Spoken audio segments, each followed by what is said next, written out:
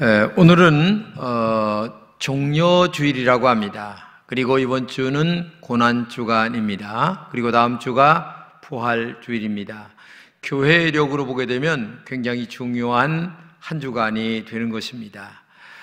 이 기간에 여러분들이 주님이 왜 십자가에 피 흘려 죽으셨나에 대한 그 십자가 사건에 대하여 깊이 묵상하시면서 주님과 함께하는 그런 그 시간이 바로 이 고난주간이라는 것을 우리가 알아야 됩니다. 이 작년에 한거리 유람선 사건으로 우리나라 사람이 25명이 죽은 사건이 있었죠. 근데 그 한거리에 그 엘리자베스 공주가 있었습니다. 언제냐면 1200년경 초인데 이 공주가 굉장히 믿음이 좋아서 하나님 앞에 마음으로 간절하게 기도를 드렸습니다. 뭐냐면, 하나님, 정말 예수님께서 그 십자가에 당한 고난을 한번 보았으면 합니다 라고 하는 그 기도를 항상 이렇게 드리고 있었는데, 어느 날 예수님께서 그에게 환상적으로 나타나셔서 이런 말씀을 하셨다고 그래요. 그때 나를 둘러싼 로마 군인이 150명이었다. 그리고 나를 끌고 간 군인은 23명이었다. 나는 주먹으로 150번을 맞았고 180번 발길질을 당했다. 내가 머리채를 개처럼 잡혀 끌려다녔다. 사람들이 침을 많이 나에게 뱉었고 내가 110번이나 맞은 채찍 끝에 그 쇠조각으로 말미암아 내 살이 찢어지고 그리고 피가 낭자하게 흘렀다. 내 머리에 가시면류관을 씌웠는데 그 가시가 72개였는데 내 상처는 110개였다. 왜냐하면 군인이 내 면류관을 한번 벗겼다 다시 씌웠기 때문에 그렇다. 당시 채찍으로 로마 군인들이 나를 때렸는데 그 로마 군인들이 정말 노예 그 군인들이었다. 그들이 그 울분을 토하기 위하여 나를 얼마나 세게 채찍으로 때렸는지 나는 정말 채찍으로 맞을 때 죽기 직전이었다. 그리고 그 겟세마네를 올라갈 때에 십자가를 지고 올라갈 때에 14번이나 내가 쓰러졌다 일어났다 했다 라고 그때 봤던 그 환상에 대한 기록을 발견해서 오늘 저까지 이게 알게 돼서 여러분들에게 말씀을 드린 것입니다. 예수님이 채찍에 맞아 피가 흘렀습니다. 근데 예수님이 그 십자가에 못 박히실 때에 손바닥에 못을 박았다는 게 아니에요.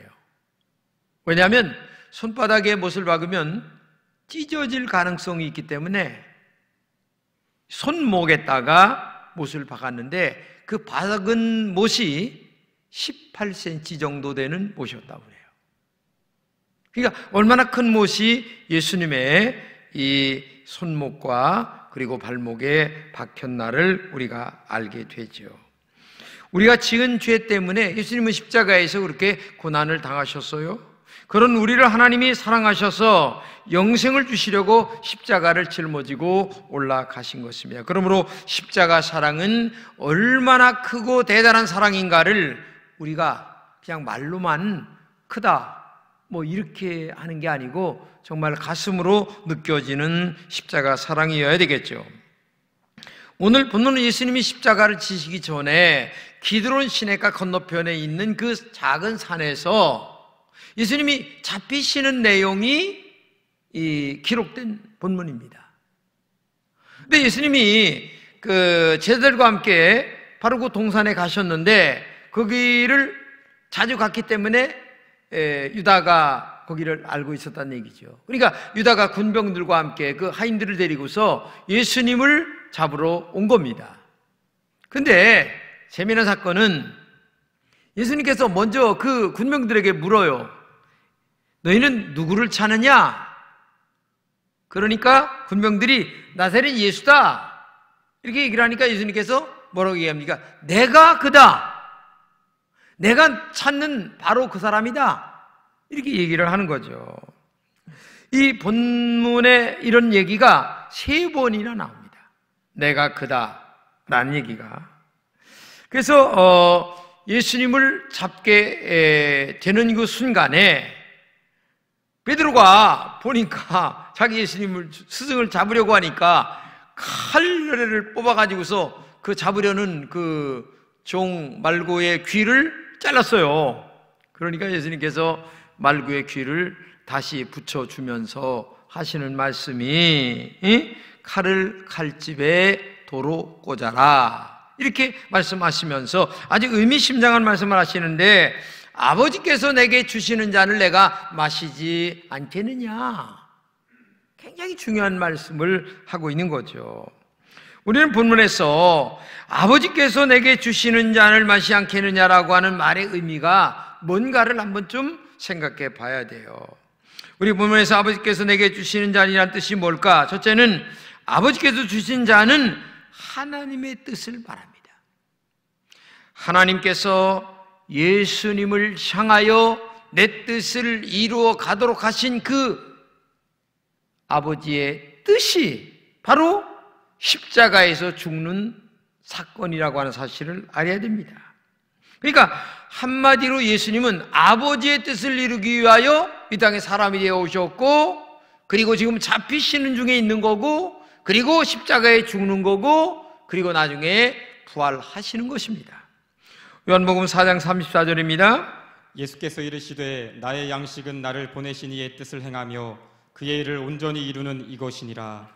아버지의 뜻을 이루기 위하여 얼마나 대단하게 마음에 생각하셨으면 양식이다, 이렇게 얘기합니다. 양식이라고 하는 말은 뭐예요? 안 먹으면 죽는 거예요. 그러니까 목숨과 같은 것이다, 그런 뜻이에요. 내가 아버지의 뜻을 실천하는 것은 목숨을 내놓고 그렇게 귀중하게 생각하는 것이, 내가 아버지의 뜻을 그렇게 귀중하게 생각하기 때문에 아버지의 뜻을 이루기 위하여 먼저 내가 그다, 그리고 스스로 잡히시고 스스로 끌려가시고 스스로 죽으시고 스스로 부활하신 거예요. 그러니까 아버지의 뜻이 그렇게 목숨처럼 소중하게 생각하신 분이 예수님이셨다.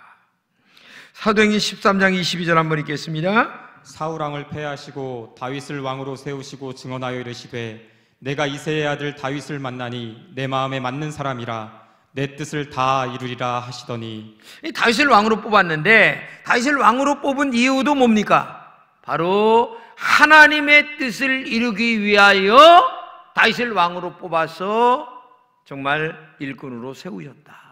그러니까 한마디로 얘기하면 여러분과 제가 오늘 목사가 되고 장로가 되고 집사가 되고 아니면 신앙생활을 하게 된 이유가 처음에 나올 때에는 다 나의 어떤 개인적 문제를 가지고 교회 나옵니다. 하나님, 내 문제 해결해 주세요, 해결해 주세요. 그러나 믿음이 들어가고 신앙이 들어가면 처음에는 이렇게 시작했지만 나중에는 나를 통하여 하나님의 뜻을 이루기 위하여 내가 목사가 되고 장로가 되고 집사가 되었구나 라고 하는 사실을 알게 되는 거예요. 그러니까 오늘도 여러분과 제가 신앙생활을 출발은 나의 뜻을 위하여 했어요.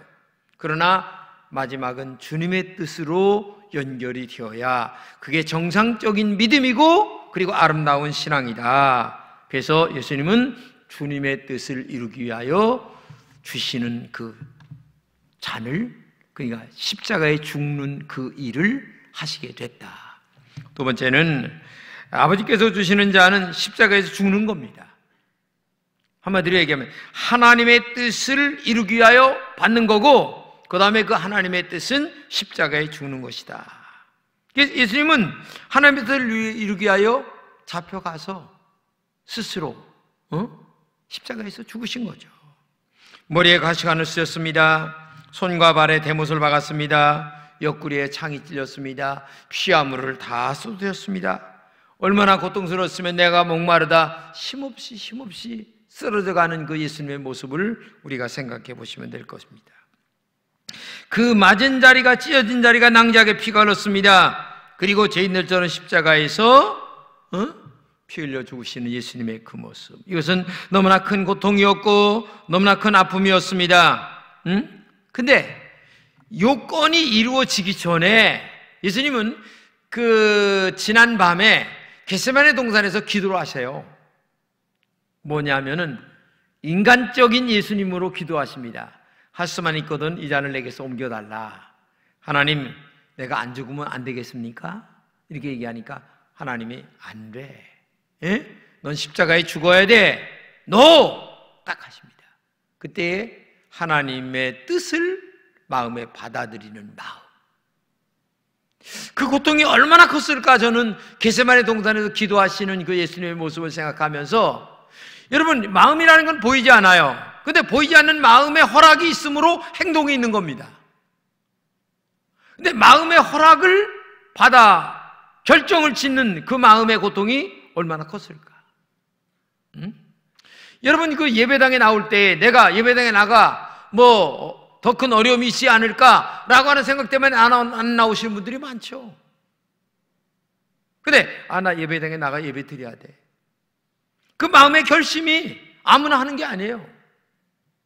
예수님이 정말 십자가를 지겠다고 하는 그 마음의 결심을 하는 그 마음이 얼마나 중요한가를 우리가 알아야 되겠죠. 그러므로 오늘 여러분과 저에게도 이런 신앙의 결단이 있어야 됩니다. 주님이 주시는 잔을 마시기 위하여 내가 할 것이 뭔가, 이런 결단이 우리에게 있어야 됩니다. 마음의 각오와 결심이 없이, 아무 의미도 없이 종교인 마냥 교회를 왔다 갔다 하는 사람은 10년, 100년을 다녀도 그의 삶에서 아무런 결과를 찾아올 수가 없어요. 종교인이죠. 그냥 교회를 마음에 왔다 갔다 하는 그런 사람뿐이 될 뿐이에요.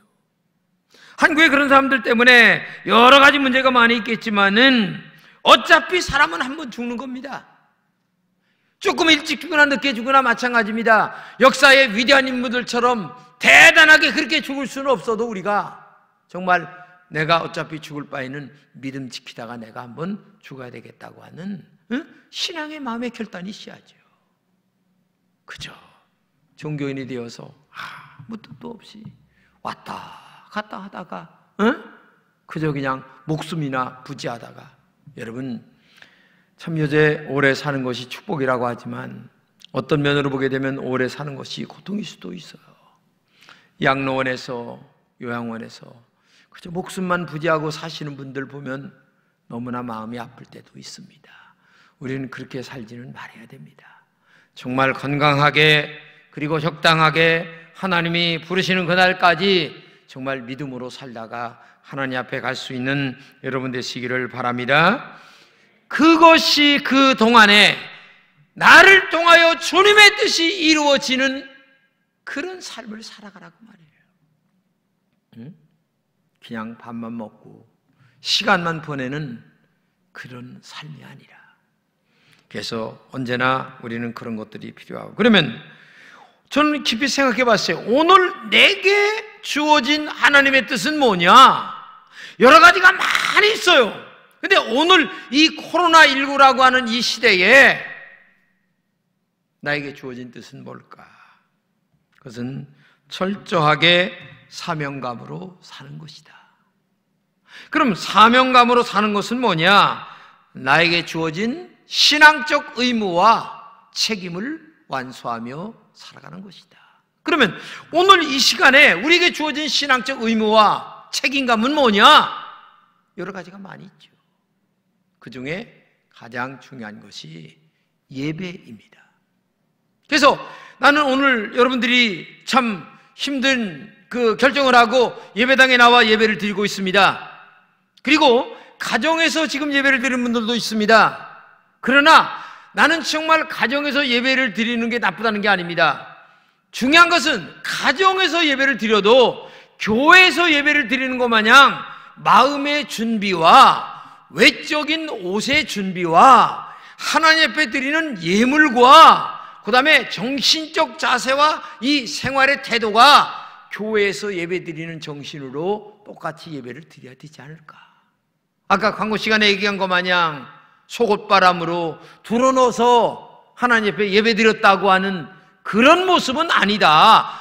그것이 진정 오늘 우리가 이 시간에 주님의 십자가를 지는 모습으로 예배 장소에 나오지 못한다 할지라도 어디에 있든지 그런 정신과 마음으로 하나님 앞에 예배를 드릴 때에 그게 진정한 오늘의 사명감이 아니냐, 오늘의 십자가를 지는 정신이 아니냐 하는 생각을 우리가 해보게 된다는 거죠.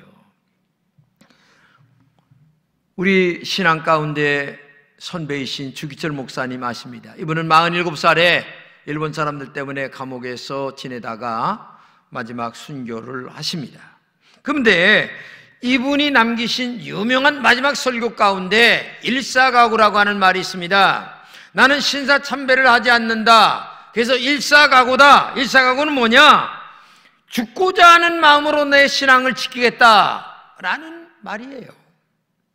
주기철 목사님은 일사각오라고 하는 마음 중심으로 믿음의 본질이 무엇인가를 우리에게 역설해 주셨습니다. 주기철 목사님은 일본의 칼날이 나를 기다리고 있다 할지라도 내가 그 칼날을 향해서 나는 나아갑니다. 내 앞에는 오직 일사각오의 길만 있을 뿐입니다 라고 말했습니다. 그리고 순교의 피를 그분은 남기셨습니다. 그가 보여준 정의와 신념, 그리고 비폭력 신앙, 이것이 오늘 우리에게 남겨진 선배 목사님의 귀중한 삶의 모습이었습니다.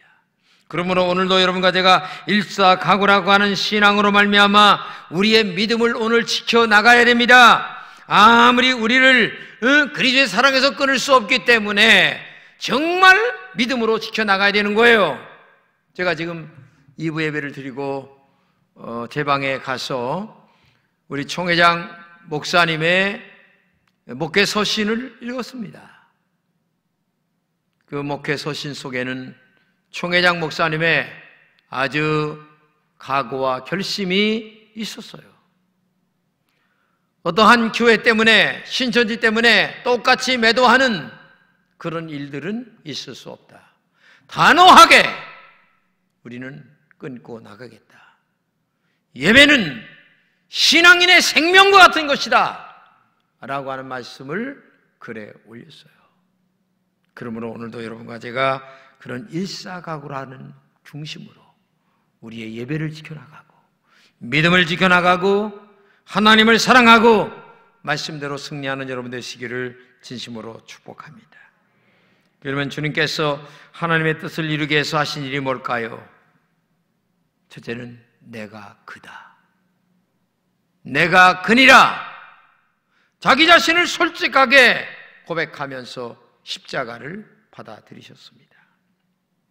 내가 그라고 하는 말을 3번이나 하셨는데 이것은 하나님의 뜻을 이루기 위하여 자신을 내어놓는 겁니다.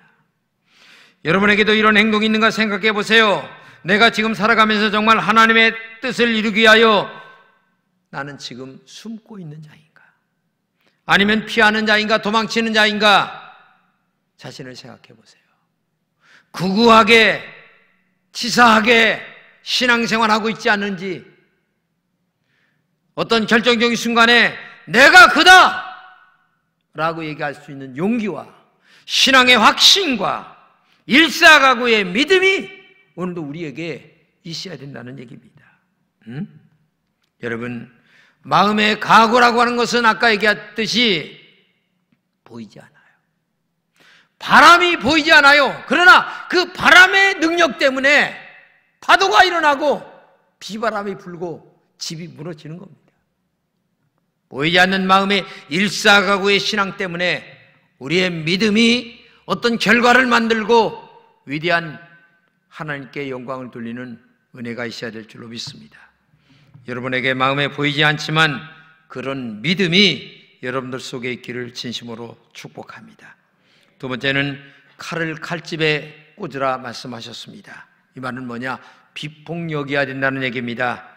그리스도인들은 감정 있습니다. 사람은 다 누구나 감정이 있어요. 맞으면 아프고 나쁜 소리 들으면 기분 나빠합니다. 그러나 주님은 감정에 부박혀 칼로 말고기를 자른 이 베드로에게 칼을 칼집에 다시 꽂으라 이 말을 얘기합니다. 한마디로 얘기하면 너 신앙생활할 때 감정 앞세우지 말아라. 베드로는 유다의 위선을 보면서 분노의 혈기로 칼을 뽑았습니다. 베드로의 이런 행동은 주님을 지키려는 충정에서 나왔어요. 그러나 칼을 가진 자는 칼로 망한다 라는 것을 상기시키면서 너는 감정보다 이성이 앞서야 된다. 아니, 이성보다 더 중요한 믿음이 앞서야지. 에? 어떻게 감정이 앞서냐? 감정이 앞서니까 칼을 뽑지 않냐? 그러면 하나님의 뜻이 이루어지질 않아. 내가 십자가에 죽어야만 구원의 역사가 이루어지는 거야. 그런데 그거를 너는 칼을 뽑고 방해하는 자가 된다면 너는 정말 사탄이 될 수밖에 없다. 베드로가 칼을 뽑아든 것은 인간적인 의분 때문이죠. 주님을 사랑하는 충정에서 나온 행동입니다. 그러나 신앙의 방법은 아니었습니다. 신앙은 순간의 감정이나 혈기로 주님을 따를 수 있는 것이 아닙니다. 분노는 영혼과 정신과 육체를 병들게 만들 뿐입니다. 분노가 절대되지 못할 때 자신이 먼저 황폐됩니다. 정신질병에 걸리게 됩니다. 식욕도 잃어갑니다. 분노는 인간관계를 깨트리게 만듭니다.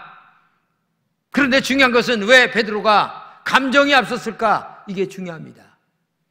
여러분, 마태복음 26장에 보게 되면 예수님께서 제자들에게 얘기하십니다. 얘들아, 우리 같이 기도하자. 근데 이놈들은 참에 취해가지고 기도를 안 하는 거야. 그래서 예수님만 밤을 새며 혼자 기도하시고, 제자들은 쿨쿨 잠을 잤어요. 한마디로 얘기하면 기도하지 않을 때에 감정이 앞서게 되는 거예요. 내가 나를 다스릴 수가 없는 거예요. 그렇기 때문에 신앙 안에서 언제나 이럴 때마다 저럴 때마다 기도하면서 내가 이런 폭발적인 얘기 하고 싶을 때가 있죠. 여러분, 저도 O형입니다. 내가 이래봬도 O형이요. 얼마나 더 성질이 급한지 몰라요. 그런데 그래도 한 교회에서 내가 35년 이상 목회하는 것은 내가 O형이라 할지라도 그나마 기도를 하기 때문에 이 정도 참고 내가 살아가는 거예요. 그렇기 때문에 여러분들도 기도 많이 하시기를 바랍니다. 어려울 때마다 기도하고, 힘들 때마다 기도하고, 괴로울 때마다 기도하고, 내가 나를 절제하고 내가 나를 다스리고 하나님의 성령으로 나를 다스림을 받을 때에 그나마 내 감정이 누스러들게 되는 거예요. 인간인데 감정 없는 동물이 어디 있겠어요? 그렇지 않아요? 근데 그 감정을 다스리지 못한 베드로가 칼을 그냥 뽑아서 말구의 귀를 잘랐는데, 야 인마, 그거 가지고선 안 돼. 에? 너 감정 가지고 나를 도우면 되겠느냐? 기도하며 나를 도와야지. 하나님의 음성을 들으며 나를 도와야지. 믿음으로 기도하며 영적인 영성을 가지고 나를 도와야지. 너는 지금 감정으로 신앙생활하고 있다면 그 신앙생활이 되겠느냐? 오늘 교회 안에 보게 되면 감정으로 나오는 사람들이 있어요. 인간적으로, 인간의 방법으로 어떤 일을 해결하고 인간의 방법으로 얘기하려고 하는 사람들이 있는데 거기에는 하나님의 뜻이 없는 거예요. 그렇기 때문에 언제나 기도하는 여러분 되시기를 주님의 이름으로 축복합니다. 기도 많이 하셔서 하나님의 뜻을 발견하시기 바랍니다. 하나님의 뜻이 여러분들 통하여 나타나시기를 바랍니다. 만약에 예수님처럼 겟세마네 동산에서 기도 많이 하고 이 장면을 봤다면 아마 성령의 음성을 듣고 칼을 뽑지 않고 마음은 아프지만 예수님의 뒤를 따라가면서 흐느끼며 눈물을 흘리지 않았을까 하는 생각을 가져봐요. 먼저 기도로 하나님의 뜻을 묻고 가는 길이 신앙의 길이에요. 그런데 우리는 기도로 하나님의 뜻을 묻기 전에 베드로처럼 저 행동부터 먼저 하고 감정부터 먼저 내세우고 이렇게 하기 때문에 신앙생활이 안 될 때가 많이 있는데 오직 하나님의 뜻을 먼저 묻는 영적인 여러분 되시기를 바라고요. 그러면 무엇 때문에 주님의 뜻을 이루었을까? 하나님의 뜻을, 주님은 하나님의 뜻을 이루었을까? 오늘 본문에 보게 되면 이렇게 얘기합니다. 아버지께서 내게 주신 자 중에서 하나도 잃어버리지 않는 것이다. 참 기가 막힌 말씀이세요.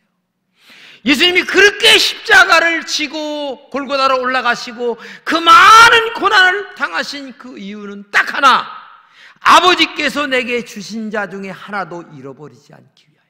한마디로 얘기하면 모든 영혼들을 천당에 보내기 위하여. 이것 때문에 십자가를 지었다는 겁니다.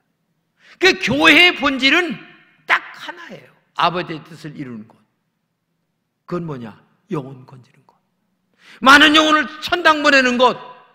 교회는 그걸 해야 되는 거예요.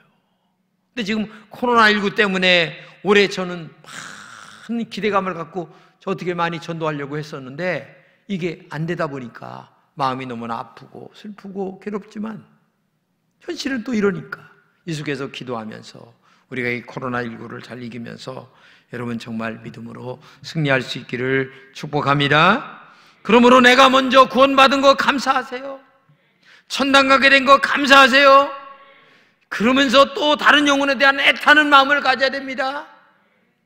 이게 믿음이고 신앙 아니겠습니까?